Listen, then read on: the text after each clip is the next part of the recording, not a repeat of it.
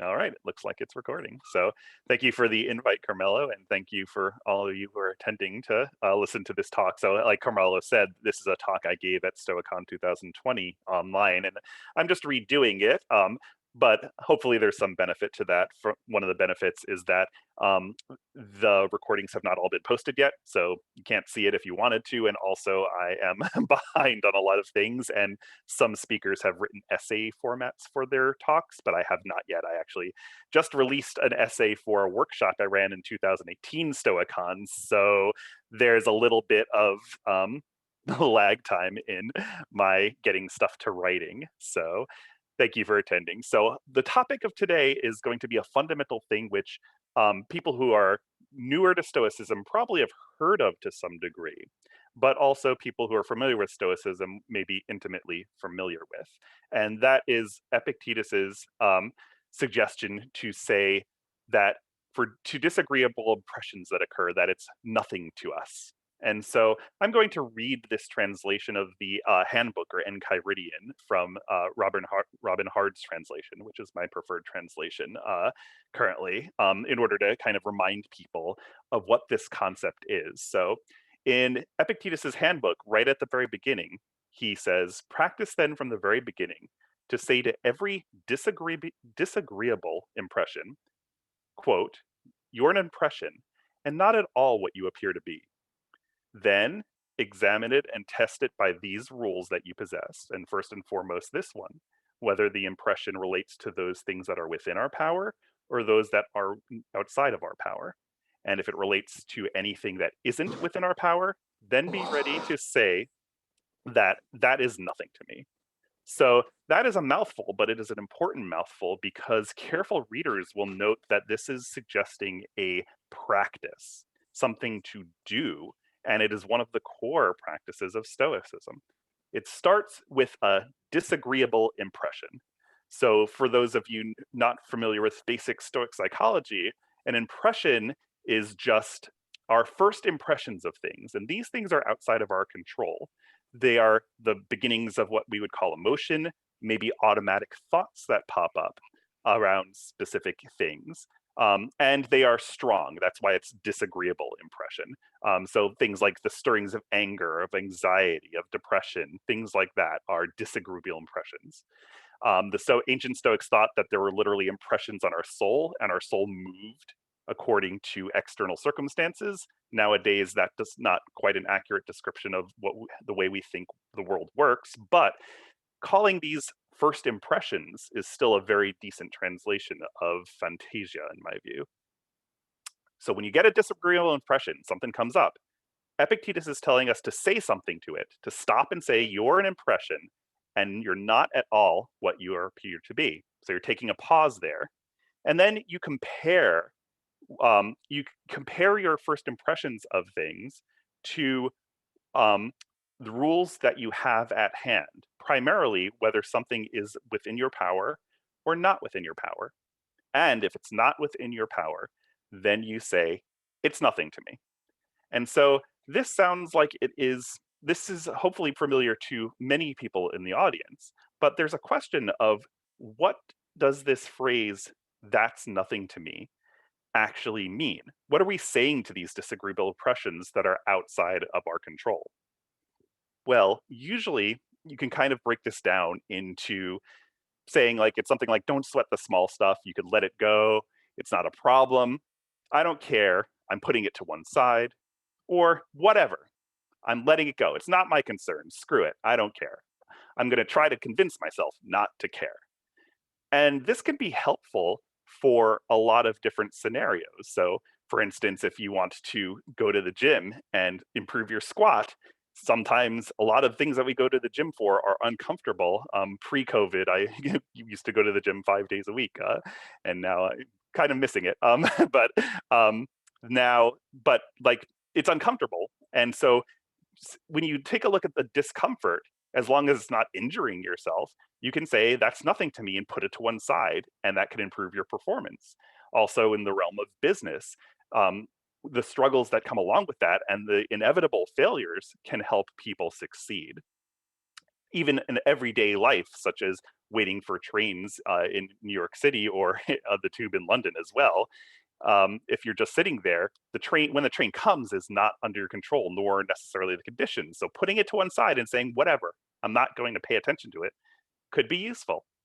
The same thing for interpersonal arguments, or if your investments if you're holding on to GameStop stock and that didn't go out too well, saying it's nothing to you could also help you put it to the side. Or more seriously, for a lot of life's upsets, saying it's nothing to me and trying to care less about it could be useful. But there is a problem in that translating that's nothing to me as meh, whatever, I don't care, has a lot of problematic aspects to it. So, for instance, if somebody is terminally ill or somebody's loved one is terminally ill, are you going to walk in and see your sister, daughter, or mother in the hospital, possibly undergoing their last days, and saying, my mom's dying, that's nothing to me, whatever? That doesn't seem like a great fit. What about more global catastrophes like what happened in the killing fields of Cambodia?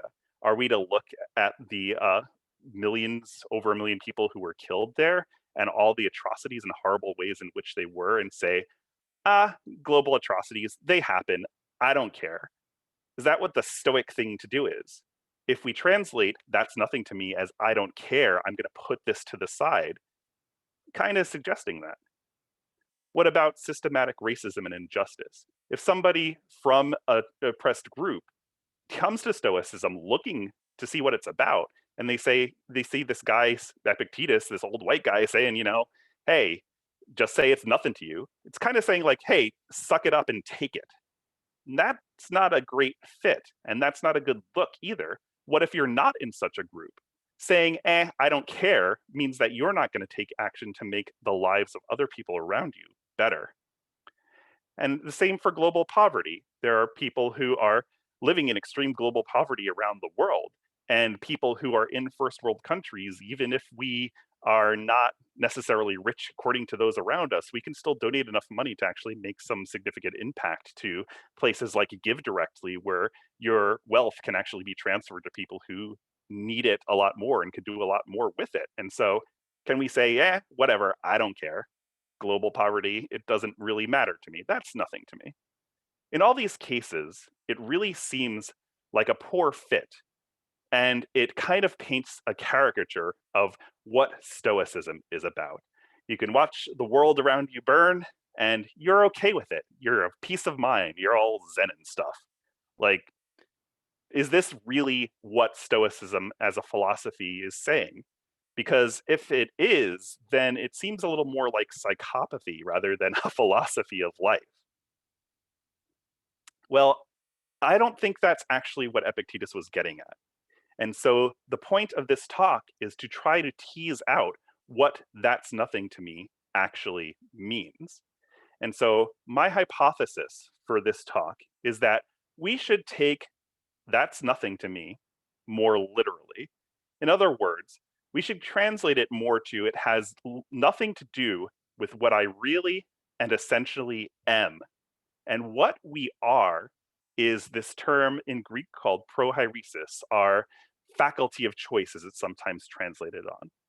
So, in short, what I'm going to try to be presenting here today is the idea that is often overlooked in a lot of presentations of modern Stoicism, that there's some underlying theory in Stoicism that casual readers of Epictetus will miss, and that it's nothing to me doesn't mean whatever. It means it has nothing to do with what I essentially am as a human being. And so I'm going to defend and cash that out for the rest of today's talk. First, I'm going to talk about the reasons for why I think we should take that's nothing to me more literally. Second, I'm going to then compare and contrast Epictetus's view of the self and what we are in reality, and two early Buddhist conceptions, because that Buddhism is another philosophy that has a lot to say and rests upon ideas of what the self is. And I think there's some similarities and some differences, but I think there's some interesting takeaways we can get from early Buddhism to translate "that's nothing to me" to make it both more accurate and in the spirit of early Stoicism, and also more palatable as well. Finally, I'll go over some of the consequences for this. So let's get started by taking a look at why I think we should take "that's nothing to me" more literally. So the first thing to keep in mind is who wrote it down. So the Enchiridion is not written by Epictetus. Epictetus was a slave turned philosopher and ultimate teacher of Stoicism. But we don't have any of his writings if he wrote anything down at all. Instead, what we have from him was written by this guy who's Arian, one of his students. And he's a pretty famous and important guy. He's also one of our main sources for Alexander the Great and his exploits as well. So um, he was at Epictetus's school for some time, and he took a lot of his courses. Now, the discourses and the Enchiridion are both not lecture notes. They're not necessarily the curriculum of Epictetus. Instead, they're more of a greatest hits of things Arian thought captured Epictetus's spirit, and also things that he found interesting. And they're mostly so the discourses consists of kind of like side dialogues that Arian found interesting. Either in class, a student raised their hand and said something, and Arian wrote that down. Maybe a visitor came and Epictetus talked to the visitor. Arian wrote that down. Arian didn't write the lecture notes for Chrysippus's logic or anything like that. So we don't know fully what Epictetus taught, but we get glimmers of it in the discourses. And the Enchiridion is even more boiled down because it's essentially just the greatest hits of the greatest hits. So we're missing a lot when we read the Enchiridion. A lot of Stoics like to start by reading the primary text, and the Enchiridion or the Handbook is a great place to go because it's small, it's short, it's easy to digest seemingly. But I think in fact it's not. I kind of compare, I can kind of compare like the Enchiridion to, depending on how risque you want to get it, it's either like the discourses are like willow bark, and the Enchiridion is like aspirin. It's the purified stuff, or perhaps you want to do cocoa leaves and cocaine. The concentrated stuff can be very useful in the form of the Enchiridion, but used incorrectly, it can cause quite a bit of harm. So I think that people who are coming to Stoicism who are new and just pick up the Enchiridion and start reading it, they may be missing out on a lot of context. And remember that this guy, Arian, was sitting in Epictetus's lectures for quite some time, and he knew the Stoic theory and was just writing it down himself and boiling stuff down there. So there are a lot of underlying things that he knew that modern readers may not. And I think that's the first clue to think that maybe we want to rethink "that's nothing to me," and that there may be some underlying stuff that modern readers are missing. But what are modern readers missing, at least if they read the Enchiridion casually? Well, one of the big things that Epictetus asserted in the discourses was that we are literally our faculty of choice, our proheresis. This is literally what a human being is. It is not our hair, it is not our flesh, it is not our bone, it is not our reputation, it is not our clothes. It is this tiny part of our mind called the proheresis. And this is sometimes translated as the faculty of choice. And it's not all of our minds. It's not our initial flashes of anger. It's not our moods that permeate us. It is not our automatic thoughts. If somebody bumps you and you curse, that's not really who you are. That was an automatic kind of reaction. So that is not what we are. We're a small subset of our internal world, our faculty of choice or proheresis, which essentially allows us to take our first impressions of things and say three things to them. Yes, that impression is true. No, that impression is false. Or this impression is fuzzy. I don't really know. That's who we are, and that's what we are fundamentally. So you don't have to take my word for it, because there are a lot of other people who say this as well. So here's Greg Sadler, who is the president and founder of Reason.io, an educational company that does a lot of great videos on YouTube, and he's also on the board for Modern Stoicism as well. And he states, what does Epictetus do with proheresis? He expands it far beyond what any other author, Stoic, Aristotelian, or otherwise, had in mind when using the term. By the time he's done with it, it signifies the very core of the person, the self, if you like. So proheresis is what you are. Proheresis is yourself. Here's Aldo Danucci, who is a Brazilian scholar as well, and also a member of the Stoic Fellowship. And he writes, for Epictetus, proheresis is what we really are. Pretty straightforward. We are our proheresis. We are our faculty of choice. Not flesh or not bone, not hair, not reputation. Proheresis. And here's Anthony Long, one of the more famous Hellenistic philosophical scholars, saying, you and I are not our bodies, nor even do we own our bodies. We, our essential selves, are our volitions. And volitions is how he translates proheresis. So you don't even have to take any of the scholars' words at it. Here's Epictetus himself in one of his more clear equations. He says, you are not neither flesh nor hair, but choice, but proheresis. That's the translation there. So that's what we are. So taking stock, modern casual readers of the Enchiridion miss some of the underlying Stoic theory because it's not presented there, because it wasn't meant to be presented there. There's a core idea in Epictetus that we see in the discourses come up several times, that what we fundamentally are is our faculty of choice. That's what you are. So when you say it's nothing to me, what you're literally saying is more that it is nothing to my proheresis. And so when we get upset about things, when we get angry, when we get anxious, we are essentially we're undergoing a case of mistaken identity. We are calling things that are not our own or not part of us our own. We're saying we own it, or taking something to be part of us, like your body, for instance. But that is not actually true according to Stoic theory, the Stoic theory that is often missed by casual readers of the Enchiridion. And so here is Epictetus in the discourses, kind of making that apparent by saying that we should purify our judgments so that nothing that is not our own can remain attached to you or become part of yourself. Essentially, don't mistake all the things around you for your proheresis, because they are not you and they are not yours. Now, Epictetus's way of saying this, that saying to harsh impressions that what you're concerned with is nothing to you, isn't exactly clear in my view. But I think ancient Buddhist conceptions make this a little more clear, and I think there's something to be learned about modern practicing Stoics that they could take away from Buddhism's conception of the self. And Epictetus and the Buddha would have agreed on quite a few things of what doesn't make something yourself or not. So I'm not going to break this down, but this is I'm not going to read it in full, but this is a quote from an ancient Buddhist scripture from the Pali Canon, which is kind of one of the earliest strata, and Pali is just a language. It's a adaptation of Sanskrit.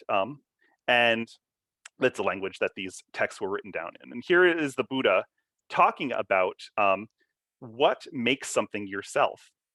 And I'll read the beginning. The Buddha's talking about, like, the early Buddhism broke down a person, what is casually conceived of as a person, into 5 characteristics: form, feeling, perception, choices. I'm not sure if that's a great translation, and consciousness. And what the Buddha is here saying is that all 5 of these aspects that we take to be a person or take to be ourselves are not ourselves. And here he lays out a criterion for how we could tell whether or not something is ours or part of ourself or not. And so the first paragraph reads, form is not self, for if form were self, it wouldn't lead to affliction. And you could compel the form, may my form be like this, may it not be like this. But because form is not self, it leads to affliction, and you can't compel form, may my form be like this, May it not be like that. And so this sounds somewhat familiar if people are into Stoicism, even in a cursory manner. And this seems like essentially applying the dichotomy of control. So the Buddha has the same criterion as what Epictetus would for what is yourself and what's not yourself. And that is what is under complete control. And that's an interesting parallel here. The Buddha is saying essentially, if you are your body, you could make your body do whatever you want. You could say, I'm going to be younger now. I'm not going to hurt anymore. I'm going to get muscular. But you can't. It's not under your complete control. You can't snap your fingers and will it into existence. Anything that properly qualifies to be you, according to the Buddha, is something that you could completely control. And I think Epictetus would also agree on that. They would also agree on how you will respond to things that are not your own or not under your complete control.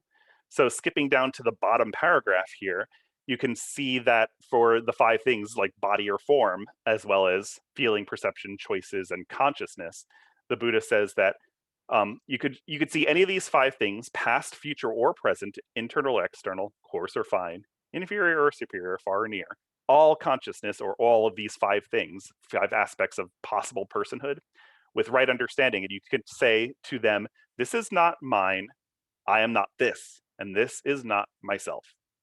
Now, this is an interesting parallel in practice between Buddhism and Stoicism. Remember, Epictetus says for harsh impressions, we say, this is nothing to me. And here, the Buddha is kind of saying something similar, that you say, this is not mine, I am not this, and this is not myself. And I think you can take this phrasing from the Buddha and use it in Stoicism. Because if we map Epictetus's more enigmatic and easier to misinterpret phrase, that's nothing to me, to his exposition that I read previously from Discourses, Book 4, where he says, purify your judgments so that nothing that is not your own may remain attached to you or become part of yourself. We can see the parallel being pretty strong here. So you purify your judgments so that nothing that is not your own, well, that's not mine. Also, that may remain attached to you. I am not this, and may become part of yourself. This is not myself. And so this Buddhist phrasing of saying, this is not mine, I am not this, and this is not myself, I think actually is saying the same thing as that's nothing to me. So that's nothing to me doesn't necessarily mean meh, whatever. It's just saying it's not a part of fundamentally who I am, nor do I own it. That's what it's really saying. And as a brief aside, I should say that although Buddhism and Stoicism sound like they are quite similar here, and I think they are in this specific instance, they wouldn't have agreed about everything. Because Epictetus claims that out of all of the things in the world, there's a very, very, very small, tiny part that's under your complete control, and that's your proheresis. That's who you are, your faculty of choice. And here's what Buddhism would say is under your complete control, which is nothing. There's no part of the world, which is represented by the orange circle, that is carved out that you can completely control. And so maybe in 99% of the circumstances, if you point to things externally or internally and say, is this under my control? Epictetus and the Buddha would say, no, it's not. But when it comes to proheresis, Epictetus would say, that is you and you completely control it. And the Buddha would say, no, not even there. So there is a fundamental disagreement at the end of the day between Buddhism and Stoicism. So I don't want to paint it as like, these are in complete agreement and they're essentially the same thing, because I do not believe that at all. So that's the theory. I guess the question now is, who cares? Why does it matter? So I think it matters because it allows, first of all, it's better PR for Stoicism, because that's nothing to me can be easily misread as like, don't care about stuff. And that goes against the Stoic ethos. Part of the main point of Stoicism is to become a better human being, which involves becoming more pro-social at the end of the day. And so that's nothing to me does not equal let it go, don't sweat the small stuff, I don't care, especially in areas of injustice. Instead, it's more saying something that the Buddha said to his disciples to say to themselves, which is, this is not mine, I am not this, and this is not myself. So I think that this is useful because it's better better PR for Stoicism, but it's also actually more accurate. So the useful, virtuous PR is something that's actually more accurate as opposed to just spinning things to be to look better. And I think that's really the case here. And also, I think that the Buddhism's phrasing of this makes this idea more clear. And I suggest for practitioners of Stoicism to try it on for size. And if you practice saying to yourself, that's nothing to me, maybe you want to try the Buddhism's formulation in order to see whether it makes things more clear for you. And so what this is, and the point of this talk is to kind of give you a tool for remembering what's really our own. Oikios, which is where economics comes from, and essentially means the household. But there's a term in Stoicism called Oikiosis, which essentially means appropriation, and it doesn't have the negative connotations that some uses of appropriation have nowadays. It's just essentially making things your own. And so I think this kind of clarifies a route for Stoic practice of how you can proceed that is more true to ancient Stoicism, more informed by ancient Stoic theory, and ultimately more coherent and clear. So what you do, and I'm borrowing from Christopher Gill's kind of separation here of two different kinds of appropriation or oikiosis. The first he calls personal appropriation. And this is kind of the first step. This is the Epictetus's discipline of desire, in a sense, where we start out, we're saying, hey, I want to be a practicing Stoic. What should I do? Well, the first thing is to sit down and think about what you take as good in the world. What do you spend a lot of time pursuing because you think it provides you with benefit? And what you do, a lot of early and middling and probably even later Stoic practice too, is trying to separate out what you think is good into two categories. The state of your proheresis, which is what you actually are and what you actually own, and everything else. And you just put those other things to the side for now. And that is the first part of practice, and that's the discipline of desire. Now, this sounds like it could start sliding into not caring about other people around you and stuff like that. And that was one of the things I was criticizing the interpretation of Stoicism for at the very beginning. And I think you're kind of right, and I think Epictetus thought so too. So Epictetus actually said that in the first discipline, the discipline of desire, we should try to do three things. He phrased the goal in three ways. We should reduce our aversions to externals. So that's things like if you find discomfort aversive, you put yourself in more uncomfortable situations and work with your thoughts and automatic reactions around it. So reduce aversions to externals. Also, you reduce desires. Actually, instead what you do is he calls it transferring your aversions from externals to internals. What that essentially means is you care about your reactions more than you care about what's going on. So you care about your reaction to things as opposed to things. And any exercise that is consistent with that premise is in the spirit of the discipline of desire.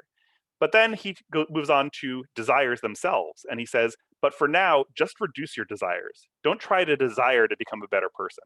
And he actually gives a reason why one shouldn't do this. He says, because if you don't have a good handle on this stuff, if you already care too much about externals, you're not ready to become a better person.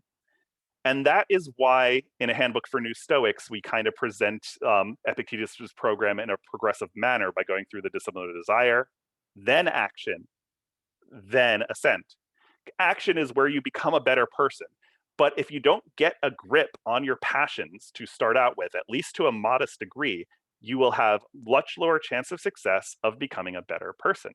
And so right now, you just kind of, in the first stage, you separate out externals and try to care less about them and just try to care a little less more generally. And this sounds like it's going to slide down the path that I was criticizing at the beginning. But we have to keep in mind, after you get some handle on what's going on, that's just the beginning part of Stoicism. That's Stoicism 101.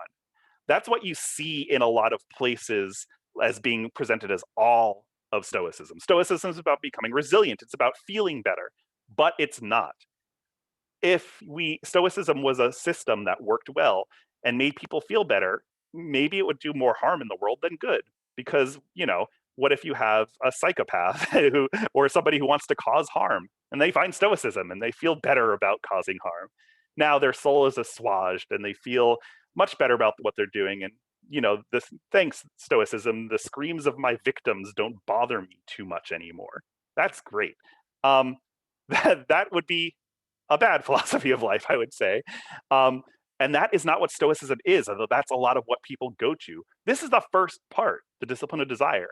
The second part is to clean up your proheresis, because the state of your proheresis, the state of your faculty of choice, the state of you, consists of how it becomes more healthy, according to Stoic theory, is that you care more about more and more people, and you take their well-being into account slowly and progressively over time in order to become a better person. Becoming a better person, taking care of your proheresis, consists of two things in Stoicism.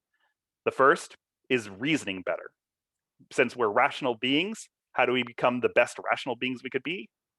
By learning how to reason more and better. And the second thing is we're also pro-social beings.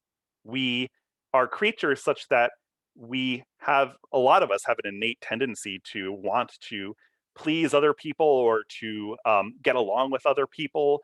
And even if we say we don't, I mean, you can take, for instance, the typical Twitter troll or something like that. Well, even if they're seem to be cruel or something, they're still on Twitter publicly broadcasting their cruelty to the world.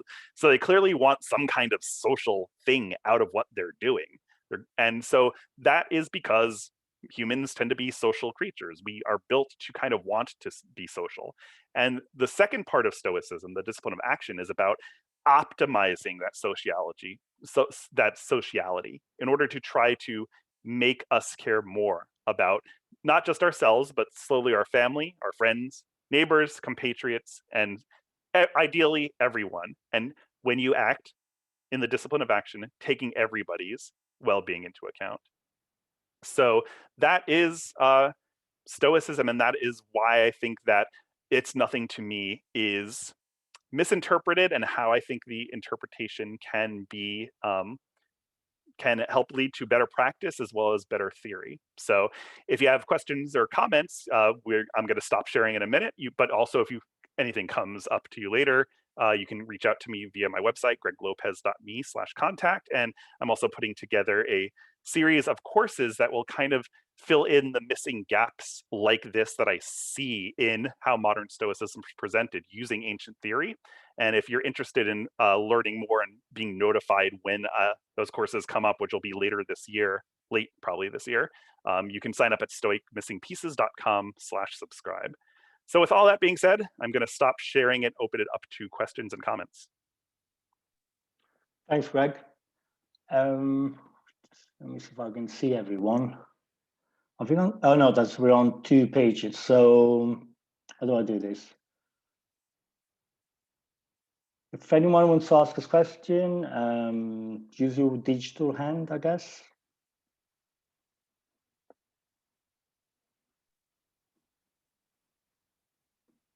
Yep, and if you're not familiar with Zoom at this point, you'd have to click on the Participants tab, and then you could raise your hand from there, just to let you guys know. Thanks, Greg. Well, while somebody asks a question, I've got an initial question to do. I know that you're saying that Arian is the one, it wasn't Epictetus who wrote that stuff, and it was Arian who did it. So it's possible that Arian gave it a kind of a personal twist. Is that what you meant earlier on? Oh no, that is absolutely. Is that what you meant? Sorry. That's not what I meant. No, as far as I've looked at, so as far as my understanding of the scholarship, I'm not an ancient scholar, but my understanding of the scholarship is that people have compared Arian's writings from Epictetus to his other writings, and that there are systematic, clear differences where Arian seems to be appropriately adopting the voice of Epictetus. Arian, in his introduction to the discourses, says, my goal here is to try to convey what Epictetus was like, how he moved his students. And so I'm going to write like he did. And that's essentially was his goal. And he explicitly stated that's his goal. And when modern scholars have looked and compared how he writes the discourses to how he writes like his stuff on Alexander the Great and his other writings, there are clear differences. So it seems like Arian did a decent job. He was also highly educated and pretty well respected. So I think the rough consensus is that Arian did get things right in terms of Epictetus and what he was doing. What I'm trying to say is that Arian was sitting in Epictetus's classroom and knew more of the theory. He was reading Chrysippus along with Epictetus. He was being told the Stoic theory. And we don't have the Stoic theory as Epictetus's lectures in the discourses, not really. They're mostly like side conversations and stuff like that. And so Arian knew things in his head and wrote stuff down with that knowledge that are not apparent to the modern reader. So the modern reader has to do some digging to keep those things in mind. That's my main thesis. Not that Arian got stuff wrong. It's more that casual modern readers have to do more work in order to understand what Arian would have understood naturally. Got it.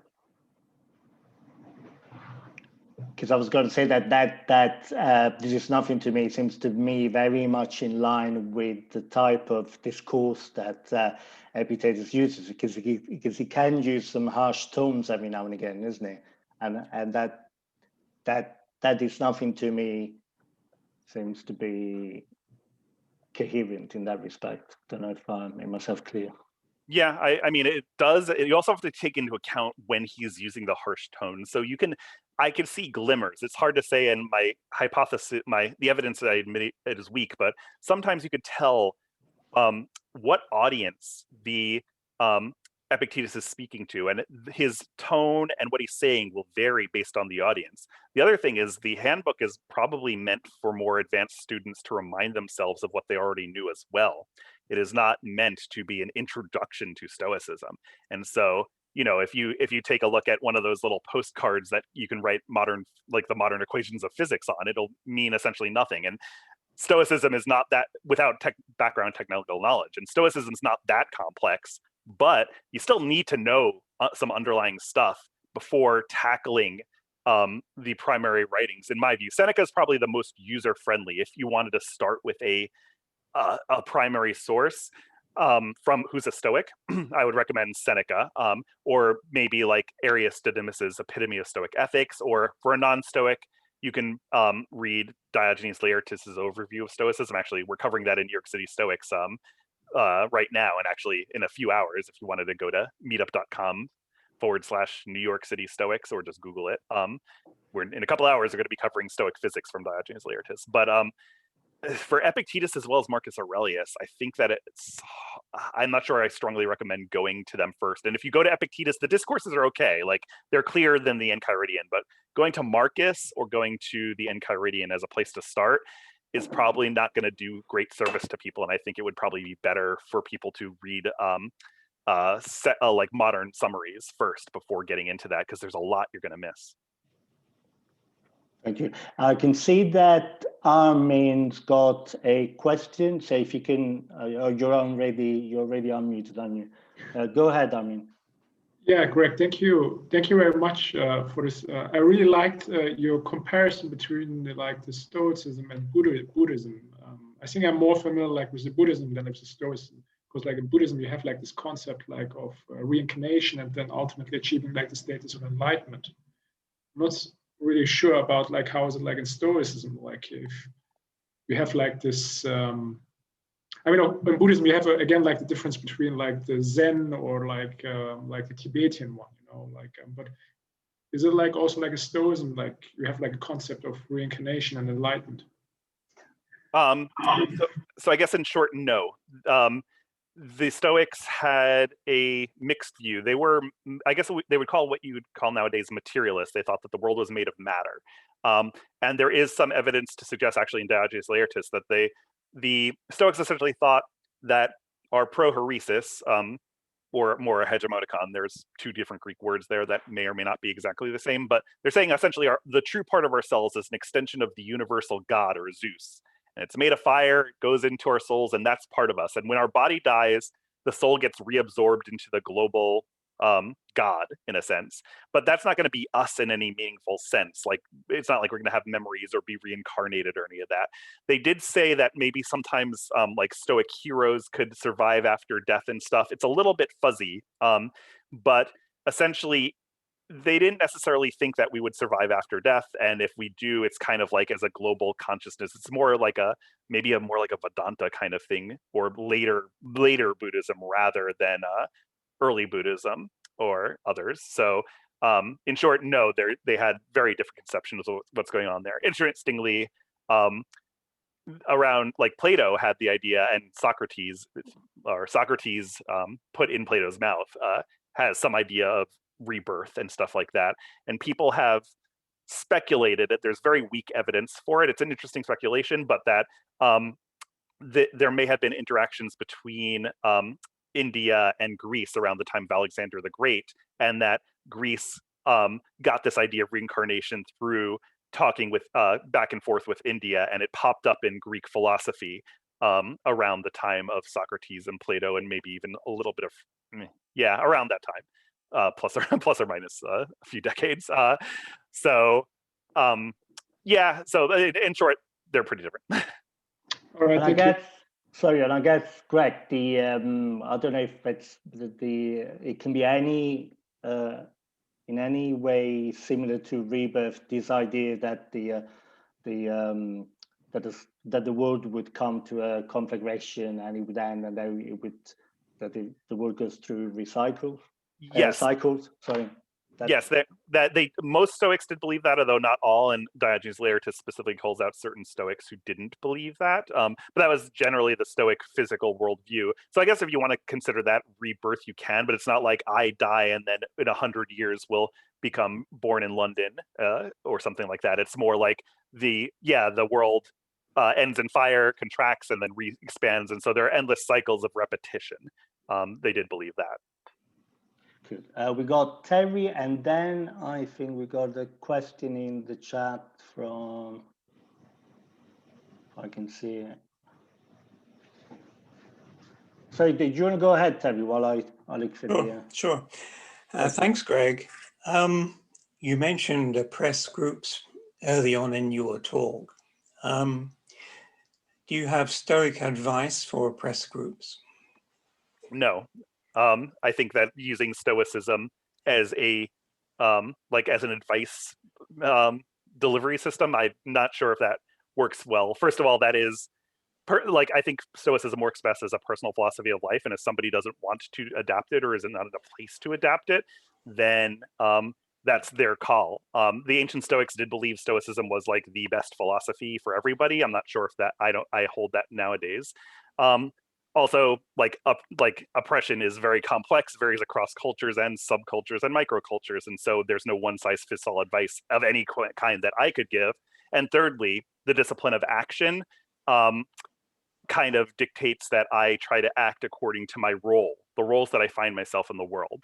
And I suppose if there were somebody who were interested in Stoicism, who were a friend of mine, and they were talking about it, I may bring it up at that point.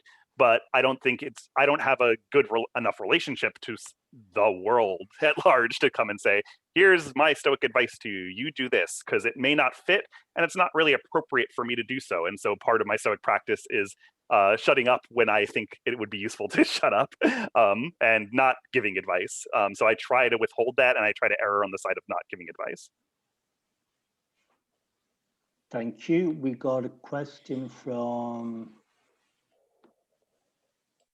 I don't know whether it's a question or a comment. I know that it is not in my control if I ace the job interview or not, but one still feels anxious, right? How does one deal with something that we know rationally that is not in our control, but still feel negatively? I don't know if that...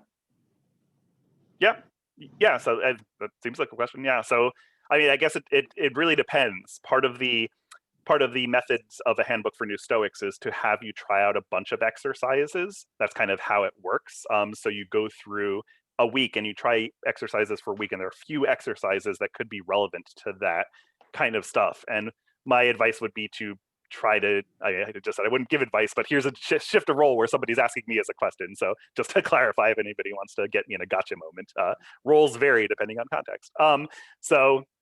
I would say in this case to try a few different things, but it really depends. And there's also the question of what you mean by feeling anxious, because one of the things that modern psychology seems to suggest, and also that the Stoics would say, is that part of what we would call anxiety is not within our control. which is essentially the jitteriness, the adrenaline, that will come up automatically. And if you're trying to get rid of that, that's not quite what Stoic practice would recommend, because now you're trying to work on something that's not within your complete control. One subtlety that people coming to Stoicism sometimes may misinterpret is that they're looking at the outside world, like this situation's making me anxious and that's not within my control. But there are also aspects of your anxiety that may not be within your control. If the ceiling collapsed, you couldn't help but jump all of a sudden and your heart rate would go up. That's not within your control. And that's not the focus. The focus is on what you do with those situations. And so in Stoicism, there are things like simple behavioral things. We have something in Handbook for New Stoics called act the opposite. When you feel anxious, you consciously move toward the thing and try to engage with it as opposed to moving away from it. And that is a simple, easy practice, and also is kind of used in modern behavioral therapies where under controlled circumstances and consciously you expose yourself to discomforts and stay with the discomfort over time, also challenging any thoughts that may come up around why this thing is necessarily horrible and bad for you. And so a simple behavioral thing is one thing you could try. Other people find premeditatio malorum useful, where you can kind of visualize or tell yourself something that you think will go wrong during the day, and then first of all try to feel the anxiety that comes up and stay with it. Don't duck away, because that could actually make things worse. But also try to rehearse how you could behave more virtuously in this situation. And that way, if a situation like that does come up, you would have already rehearsed a few times in your head how you're going to respond to it, and can respond to it more automatically, but in a more healthy way. So those are just two suggestions. There are a bunch, and I don't think it's a one-size-fits-all thing. So my suggestion is to safely try out a few different things that you see that you think resonate with you, and keep track of how they work. And some may work better than others for you. Thank you. So we've got a question from Anthony Greenwood. Hi, Greg. Can you draw the distinction between Hegemonicon, the ruling faculty, and Proheresis, faculty of choice? As amongst the Stoics, Proheresis seems to mainly relate to Epictetus. Marcus mainly mentions Hegemonicon. Yep. So that's basically it. Nobody knows for sure, according to my understanding. I'm not an ancient scholar again, so I can't say for certain. But my understanding of the literature is that people either say they are roughly the same, and it's just like a shift in language. Like, nowadays we say mind and brain is roughly the same thing. So it could be that. I think Anthony Long suggested that the Hegemonicon is a little bit larger than the Proheresis. The Proheresis is a small part that just assents, whereas the Hegemonicon is overall the more ruling faculty that can also produce other things like like a conscious thought. So for instance, most people, probably everybody here, can say to themselves in their heads, I am a chicken. Just will themselves to do it. And that's under your complete control. Did it. Complete control. I could tell myself that all the time if I wanted to. I don't know why I'd want to, but we can consciously talk to ourselves in our heads. That may be a function of the Hegemonicon, but not so much Proheresis. But that's a hypothesis that's held among some scholars, not others. So it's either just different words for the same thing, or maybe the Hegemonicon's a little bit larger than Proheresis is. Thank you. I can't see any more questions. I saw Paul Ryan raise his hand in the video. Oh, sorry. Because I was looking at the digital hand. Yeah. Paul. Oh yeah. Sorry about the real hand. I was wondering about language. I mean, I think in these discussions we tend to concentrate on things which are dispreferred, but things that we might be very attracted to, maybe sort of lust for things or greed for things. Do you think there's a different language which we might use for things like that, rather than it's nothing to us? You touched on it a little bit, but do you see what I mean? Yeah. So I mean, I guess. Whoops, I'm actually gonna. Can you mute yourself, Paul? Because I'm getting a lot of echo. Yeah, I can hear the echo. Could you cool. guys all mute yourself? It was just Paul. So yeah, most people are muted, but thank you, Paul. And you can unmute yourself if you want to have more back and forth. So I guess again, that would probably it could be. I think it's something to play with, and you could have you could see whether it works for you or not. I could see how saying it's nothing to me works better for aversions than for desires, but I think the same thing holds for things that you're desirous of. That it's nothing to you means it's not going to make your life better, that you can't control a person or you can't control an object, and things like that. And you could also kind of use it to put it to the side in kind of the sense I poo-pooed on a little bit. So I suppose the answer is yes, you could choose different language to get around that, like just crafting things off the top of my head. You can say, say stuff like this won't make my life better, or you can kind of do premeditatio malorum of thinking of the things that are decaying, or doing one of Marcus Aurelius's exercises where you decompose the thing into its subjective pieces without imbuing any value in it. You could try all of those things, and I suppose it's nothing to me may not be a great fit for some people. And so I think that Stoic practice is personal at the end of the day, so feel free to play with the phrasing if that doesn't work for you for desires.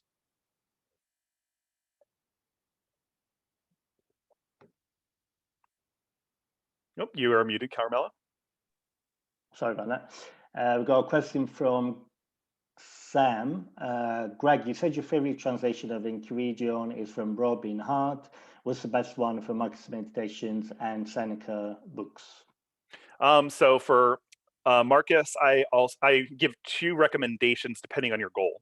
If you want to understand Marcus and his context within Stoic theory, I think Robin Hart also did my favorite translation of Marcus's Meditations.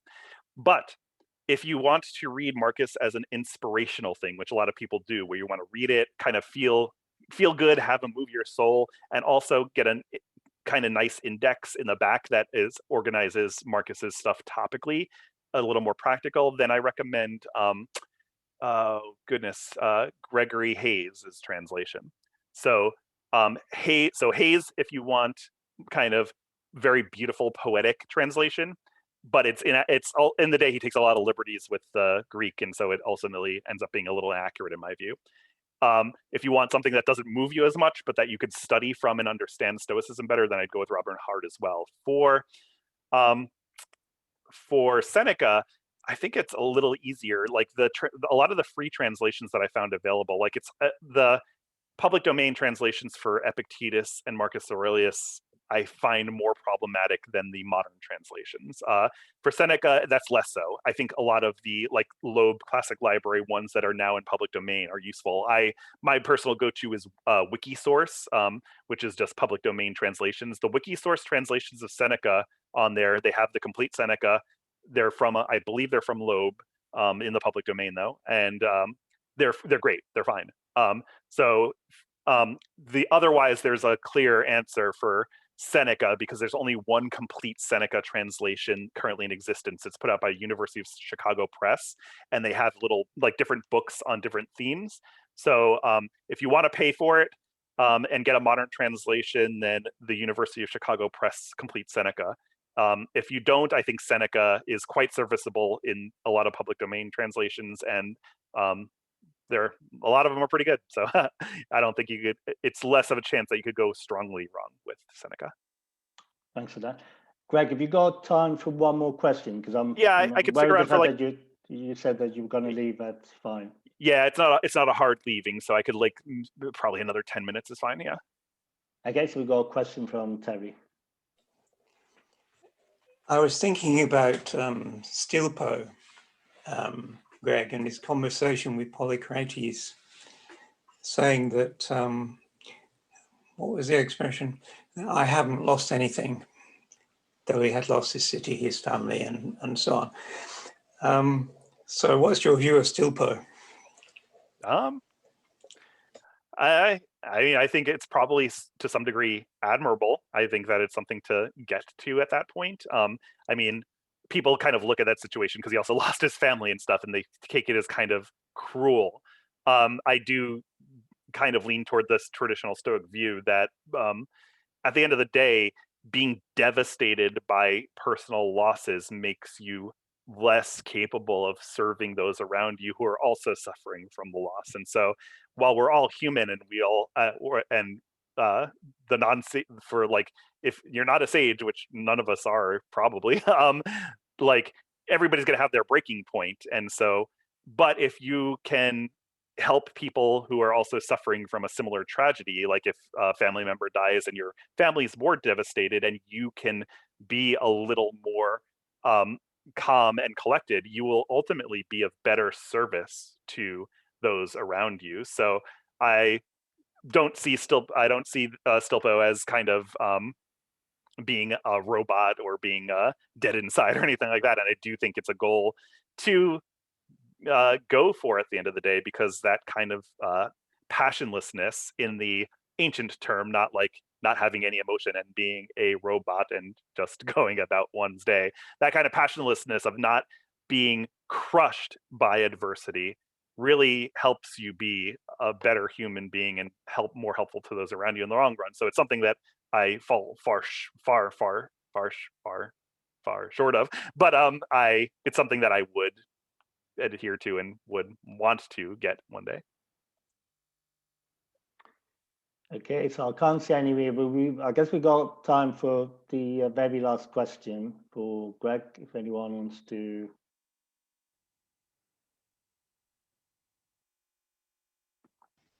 Any more questions? Oh, I was wondering, where will the recording be posted online? When? Where? Which website? Yeah, I did write it in the chat, but it's basically our own YouTube channel of the same name, so London Stoics. But what I'm going to do, as soon as I manage to upload it on the channel, then I normally write a message on Facebook and Meetup, and we'll let you know. So probably New York City Stoics? Next couple of days. The YouTube channel's name is New York City Stoics? No, London Stoics. London Stoics. London Stoics. Yeah, the name of the group. Okay, yeah. Thank you. Thank you. Any more questions? No, I think I'm going to stop the recording. Well, thank you very much for making the time to come and speak to us, Greg. That's much appreciated. Thanks for the invite.